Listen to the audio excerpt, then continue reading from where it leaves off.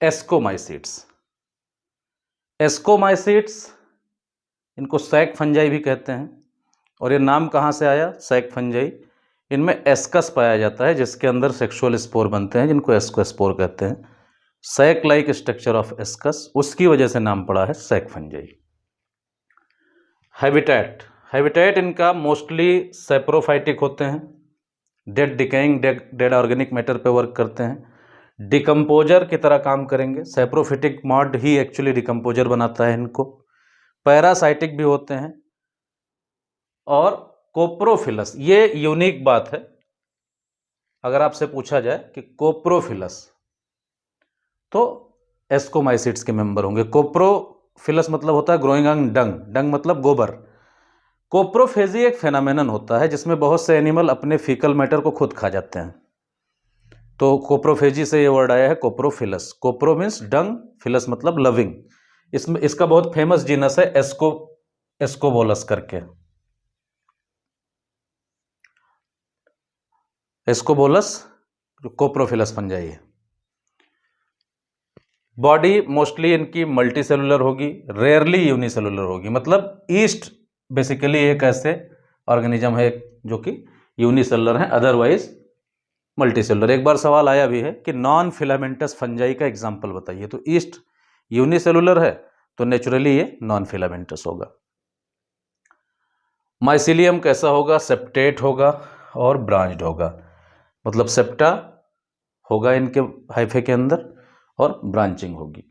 Mycelium के type, इसके बारे में हम बहुत डिटेल में शुरुआत में बात कर चुके हैं।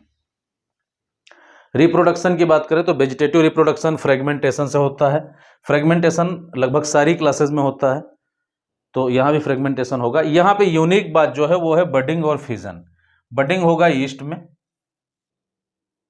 मान लीजिए ईस्ट की सेल है तो यहाँ पे एक बड एराइज होगी और ये बायोमास में बढ़ेगी, न्यूक्लियर मटेरियल डिवाइड होगा, इसके अंदर माइग्रेट कर जाएगा और जब बड एक पर्टिकुलर साइज की हो जाएगी तो पेरेंट बॉडी से डिटैच हो जाएगी और नई सेल बन जाएगी।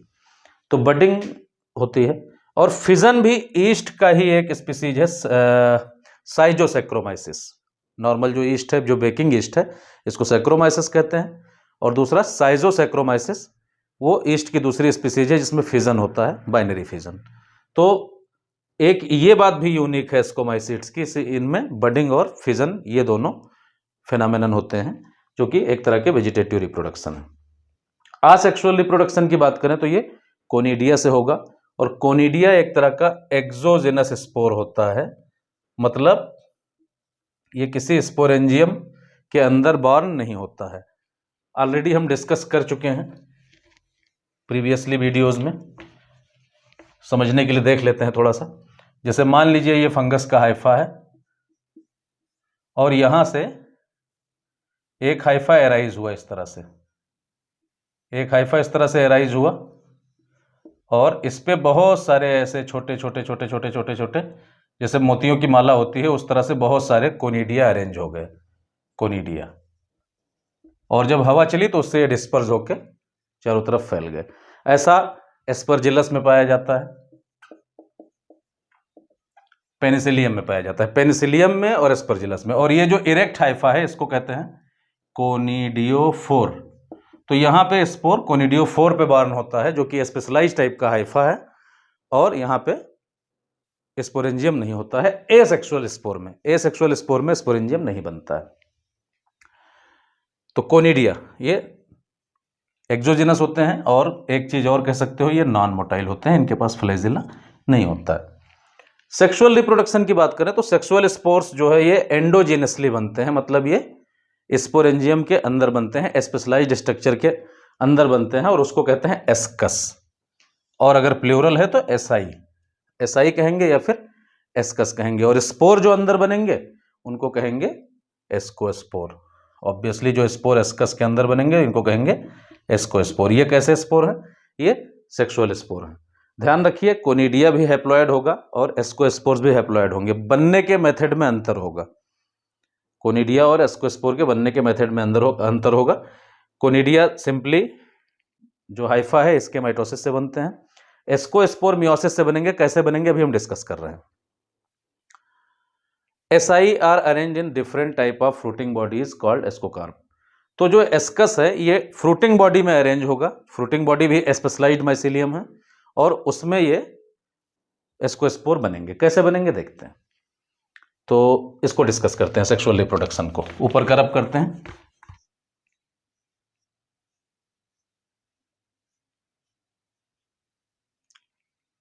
ये अपोजिट मेटिंग टाइप के सेल्स हैं, दो हाइफे हैं,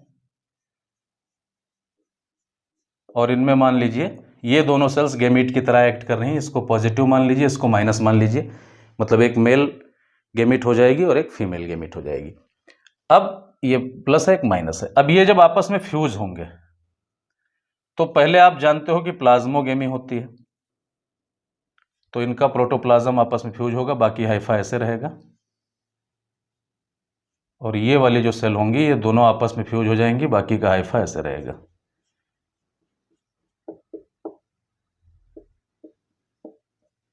यहां पे क्या होगा, दो न्यूक्लियस हो जाएंगे, डाइकैरियन बनेगा, दो न्यूक्लियस होंगे, ये डाइकैरियन फेज बन जाएगी। दोनों न्यूक्लियस अलग हैं, N+N स्टेज है, डाइकैरियन। फिर क्या होगा, डाइकैरियन वाली जो सेल होगी ये स्पेशलाइज्ड होना शुरू होगी, और स्पेशलाइज्ड होके क्या बनेगा,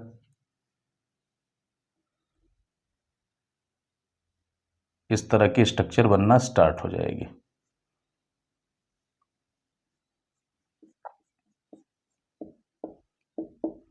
अभी N+N कंडीशन ही रहेगी, अभी जो कंडीशन है यहाँ पे N+N ही रहेगी, और ये इस तरह का जो प्रोट्रूजन है यही आगे चल के एस्कस बनाएगा। तो इसको कहेंगे एस्कोजिनस हाइफा, एस्कोजिनस हाइफा। फिर क्या होगा, फिर ये जो N+N यानी दो अलग अलग न्यूक्लियाई हैं ये माइग्रेट करके चली जाएंगी इस एस्कोजिनस हाइफा के अंदर।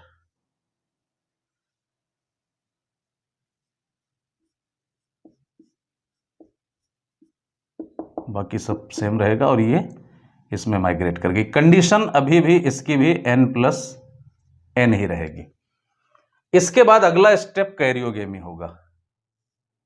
कैरियोगेमी का मतलब क्या होगा, अब ये N+N फ्यूज हो जाएंगे, N+N में फ्यूजन हो जाएगा।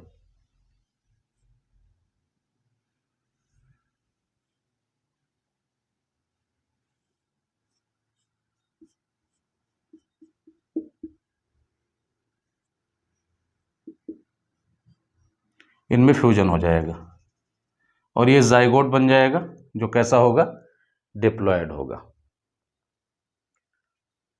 अब इसमें मियोसिस होगी, और मियोसिस होने के बाद एस्कोस्पोर्स बनेंगे, और ये कन्वर्ट हो जाएगा। अब इसको आप एस्कस कह सकते हो, और इस तरह के कई सारे बनेंगे तो एसआई कहेंगे उसको।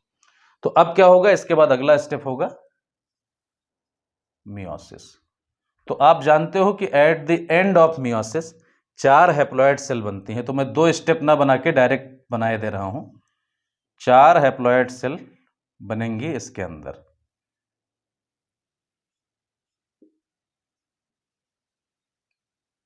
एक, 2, 3, 4 हैप्लॉयड सेल बनेंगी, और ये चारों हो जाएंगे एस्कोस्पोर्स। एक बात और, इस स्टेज पे आने के बाद फ्रूटिंग बॉडी भी डेवलप होना शुरू हो जाएगी, डेवलप हो जाएगी इनफैक्ट।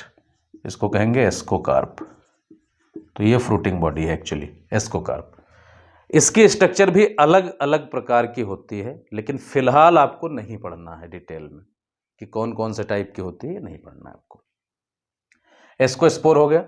अब ये एस्कोस्पोर यहाँ पे कितने हैं, 4 हैं। 4 हैं बेटा, और ये कई कंडीशन में 8 भी हो सकते हैं, लेकिन कम से कम 4 तो जरूर होंगे। तो ये 8 भी हो सकते हैं। फ्रूटिंग बॉडी बनी हुई है, फ्रूटिंग बॉडी यहाँ भी बनी रहेगी, ये 8 भी हो सकते हैं। 3, 4, 8 हो सकते हैं। यहाँ पे 8 कैसे होंगे, माइटोसिस से होंगे। 4 होने, मियोसिस के बाद 4 हो जाएंगे। अगर 8 होना है तो माइटोसिस से बनेंगे। तो 4 भी हो सकते हैं और 8 भी हो सकते हैं, इसको स्पोर यहाँ पे 8 हैं, ठीक है, लेकिन मिनिमम 4 होंगे। अब इनका जब डिस्पर्जल होगा मेच्योरिटी के बाद तो ये डिस्पर्ज हो जाएंगे, और मान लीजिए 8 हैं तो 8 डिस्पर्ज हो जाएंगे,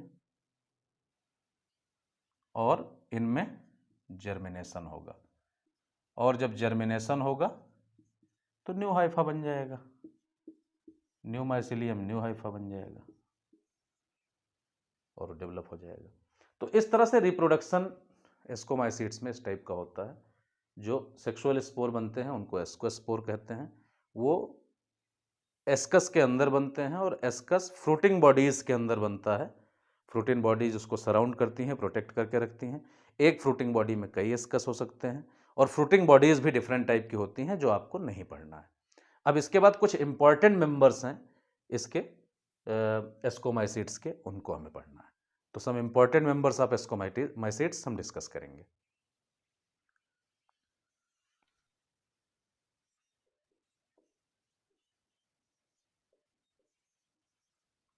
पहला मेंबर है एस्परजिलस नाइजर। एग्जाम्पल में एस्परजिलस जीनस है, इसमें कई सारी स्पीसीज हैं। जैसे पहला है एस्परजिलस नाइजर, ये लेबोरेटरी में इससे प्रोड्यूस होता है citric acid. Citric acid, commercial citric acid हम इससे बनाते हैं, ठीक है। खाने के लिए आपको ज़रूरत नहीं है, आप नींबू से आपको मतलब भर के सिट्रिक एसिड मिल जाएगी। कॉमर्शियल सिट्रिक एसिड बनाते हैं एस्परजिलस नाइजर से। इसको लेबोरेटरी बीट भी कहते हैं। एस्परजिलस फ्लेवस भी होता है, ये सेक्रीट करता है एक टॉक्सिन जिसको कहते हैं एफ्लाटॉक्सिन। एफ्लाटॉक्सिन बेटा कैंसरस होता है, कार्सिनोजेनिक होता है, मतलब कैंसर कॉज कर सकता है। कार्सिनोजेनिक, ये लीवर का कैंसर कॉज कर सकता है। तो एफ्लाटॉक्सिन एस्परजिलस प्रोड्यूस करता है। एस्परजिलस के बहुत सारे यूजेस हैं, नैनो टेक्नोलॉजिकल रिसर्च में भी इसका यूज होता है, फिलहाल ज़्यादा नहीं जानना है। दूसरा है जीनस जो है वो क्लेविसेप्स है। तो क्लेविसेप में एक स्पीसीज है, मान लीजिए क्लेविसेप परप्यूरिया। इसके बारे में 12th में भी थोड़ा सा पढ़ोगे आप। क्लेविसेप परप्यूरिया जो है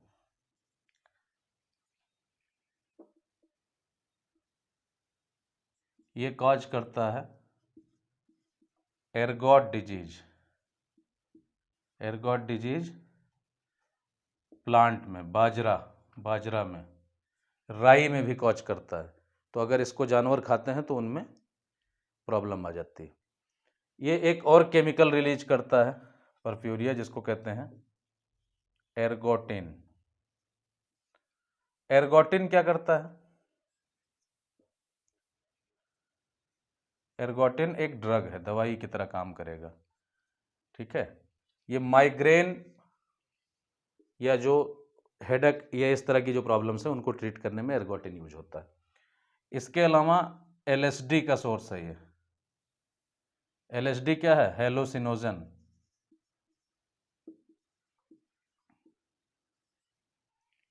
मतलब एक तरह की ड्रग है, हेलोसिनोजेनिक।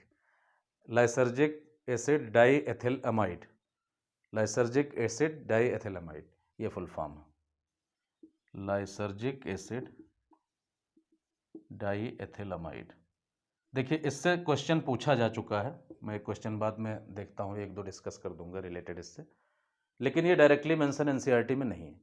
तो हाइलोसिनोजन की तरह ये एक्ट करता है, मतलब अगर कोई इसका यूज करता है लगातार तो एडिक्ट हो जाएगा, एक तरह से नशा है।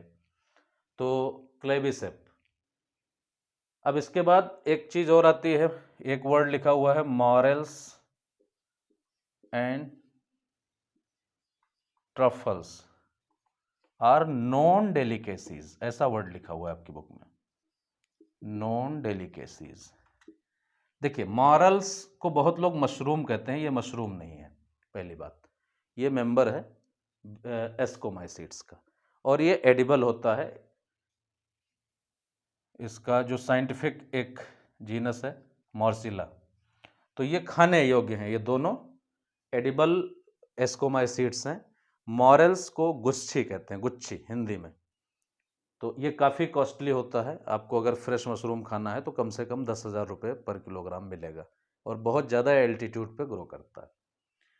ड्राई फॉर्म में भी आता है, ड्राई फॉर्म और फ्रेश फॉर्म दोनों में यूज होता है। और ये कहते हैं मॉरल मशरूम, लेकिन ये एस्कोमाइसीड्स का मेंबर है, मशरूम नहीं है। ठीक है, तो मॉरल्स और ट्रफल्स। अब एक और है न्यूरोस्पोरा। देखिए, न्यूरोस्पोरा एक्सटेंसिवली यूज होता है जेनेटिक एंड बायोकेमिकल रिसर्च। एक बार एक सवाल पूछा गया था कि which of the following is known as drosophila of plant kingdom. तो ये बोला गया कि इसको कहते हैं ड्रोसोफिला ऑफ प्लांट किंगडम। क्यों भाई? ड्रोसोफिला ऑफ प्लांट किंगडम, और ऑप्शन में न्यूरोस्पोरा था। पहली बात तो ये प्लांट किंगडम का पार्ट नहीं है, लेकिन पहले प्रीवियसली तो प्लांट जैसा ही था ना, प्लांट में ही रखा गया था, तो उस हिसाब से ये चीज़ बोली गई कि ड्रोसोफिला एक्सपेरिमेंटल एनिमल है। आप 12th क्लास में पढ़ोगे, टी.एच. मॉर्गन का पूरा एक्सपेरिमेंट ही ड्रोसोफिला पे है। इसके अलावा और लोगों के भी बहुत सारे एक्सपेरिमेंट ड्रोसोफिला पे हैं। तो न्यूरोस्पोरा पे बहुत ज़्यादा एक्सपेरिमेंट हुए हैं, इसलिए इसको ड्रोसोफिला प्लांट किंगडम कहा जाता है। ऐसा क्वेश्चन पूछा गया है आपके यहाँ। प्लांट में भी एक्सपेरिमेंटल प्लांट्स हैं, लेकिन क्वेश्चन पूछा गया है कि which of the following is Drosophila plant kingdom. तो उसमें आप न्यूरोस्पोरा को कंसीडर किया गया था, इसी को आप कंसीडर करोगे। टू किंगडम के हिसाब से ये प्लांट ही है। तो ये हो गया न्यूरोस्पोरा। ये लीडरबर्ग एंड टैटम, इन्होंने one gene one enzyme hypothesis जो जेनेटिक्स की थी, वो न्यूरोस्पोरा पे ही दिया था। तो ये हो गया आपका। इसके अलावा जिसका जिक्र है वो पेनिसिलिन और पेनिसिलियम और ईस्ट।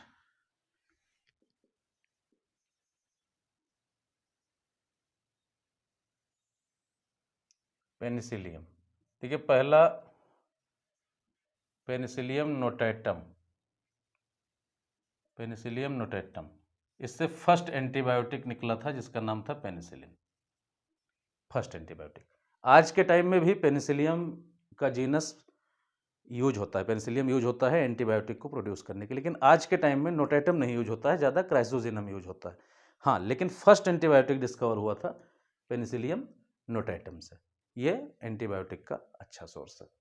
इसके अलावा last but not least, east, saccharomyces cerevisiae.